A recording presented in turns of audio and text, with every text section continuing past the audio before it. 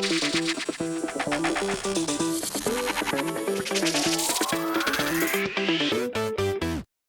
Chicago Bears have released their first depth chart of the year, and in this video I'll be reacting to that depth chart. What's going on, guys? I'm back with another Chicago Bears offseason update video, which I'll be giving guys during this offseason. So if you guys want the latest updates on what's happening with the Chicago Bears, definitely be sure to subscribe to my channel. And today, the Bears released their first official depth chart, okay? So after a couple weeks of practice now, a couple weeks of training camp, you know, this is what the front office, this is what the coaching staff, I should say, thinks is the pecking order on this roster. And I should preface this by saying that super early right now, guys. It's beginning of August. You know, the regular season does not start for a month, so a lot of this could change in the coming weeks after the 3 preseason games are played. Okay, we have our first preseason game of the year against the Kansas City Chiefs at home at Soldier Field this Saturday, which should be a lot of fun. I'll be at that game to watch it myself, and I'm sure a lot of you guys are going to be watching as well to see the young guys play. But after these games, guys, a lot of the depth chart could change because game action matters a lot more than practice does, okay? And you know, the coaches have said that themselves. So don't think that this is set in stone right now, but this is a good, you know, overview of where the roster is at this point in time in regards to who is ahead of who. So let me just begin, guys, and I'll start by talking about the offense first of all. Let's go with the quarterbacks first because that's the position with the least controversy. So obviously QB1 here is Justin Fields, QB2 is Trevor Siemian, and QB3 is Nathan Peterman. Obviously, no surprises here at all. Okay, we all know that Justin Fields is quarterback number 1. We're building this entire team around Justin Fields. Number 2, Siemian.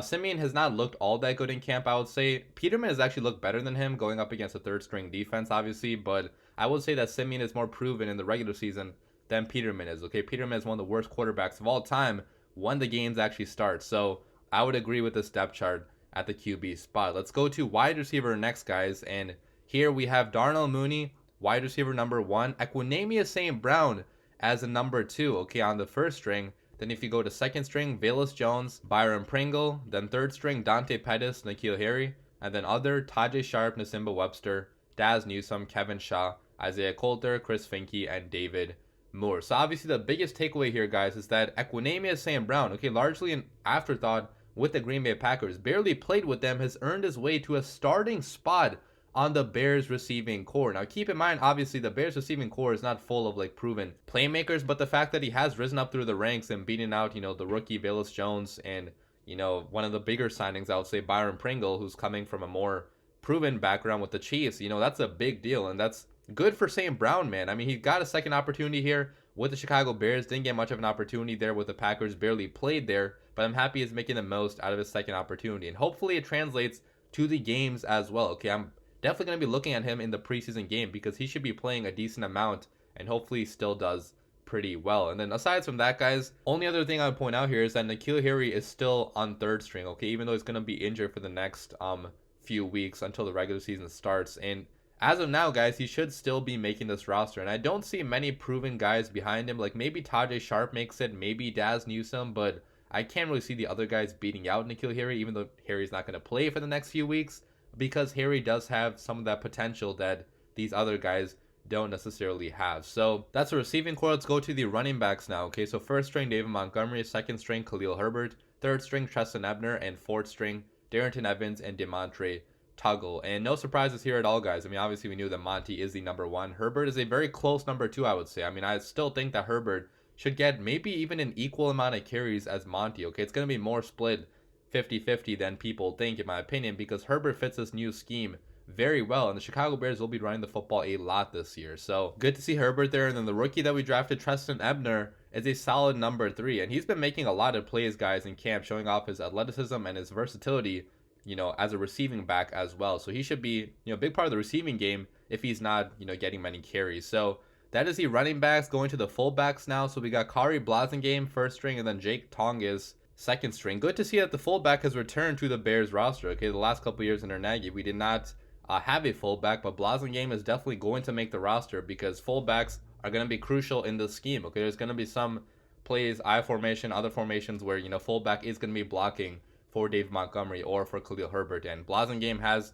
you know, done pretty well so far blocking in camp. So that is the fullbacks. And then finally on the offense, let's go to the offensive line. So first string offensive line, guys, at this point is rookie Braxton Jones at left tackle, left guard Cody Whitehair, center Lucas Patrick, right guard Michael Schofield, right tackle Riley Reef, second string then left tackle Larry Borum, left guard Latavius Simmons, center Sam Mustipher, right guard Jatari Carter, right tackle Tevin Jenkins, and then third string is left tackle Julian Davenport, left guard Zachary Thomas, center Doug Kramer, right guard Dieter Eastlin, right tackle Sean Coleman, and then another you got Gene DeLance. And this depth chart makes a lot of sense based on what we have seen in camp. Okay, most times in camp, the rookie Braxton Jones has been starting at left tackle, which is a pretty big development, guys. He's a 5th round rookie from a pretty small school, Southern Utah, and he's been starting for every first team snap from OTAs until now, and he's held his own against some of the better pass rushers the Bears have, like Robert Quinn and Travis Gibson. So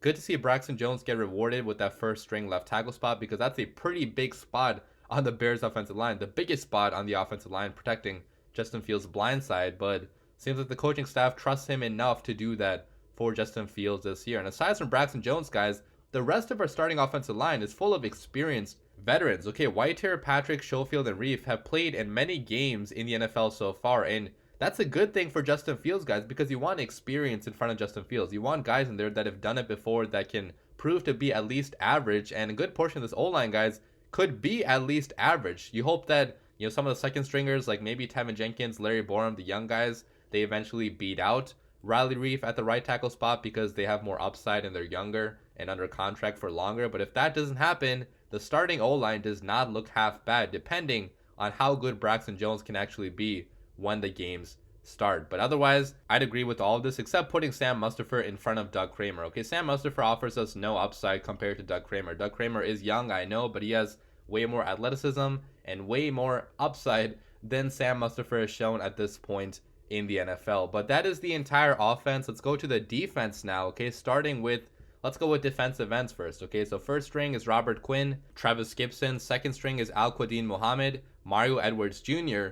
Third string is Dominic Robinson, the rookie, and Carson Taylor. And then other, Sam Kamara and Charles Snowden. So first string, obviously no surprises there. Those are our two best pass rushers, I would say. Behind them, it's kind of surprising, though, that Mario Edwards is playing defensive end now, okay? He used to be a 3-4 interior defensive lineman, and now he's moving to, you know, being a pass rusher outside as a defensive end in this 4-3 scheme, which I guess kind of makes sense because he does have some pass rushing abilities, and he did get a decent amount of pressure on the inside in the 3-4 scheme, okay? He did have a couple sacks per year, but we'll see how he does, you know, when the games actually start. And then, you know, Dominic Robinson, I really think he could be stealing one of the second string spots if he blossoms in the way that a lot of people think he can blossom. It might not be this year, you know, maybe it won't be this year because he is pretty raw. He only started playing the position of defensive end, you know, a couple years ago, okay? He used to be a receiver before that, so he still has a lot to learn in regards to technique, but he might have the most raw upside out of any of the players that we have at defensive end. But those are the defensive ends. Let's go to defensive tackle now. So first string defensive tackle, 3 technique is going to be Justin Jones.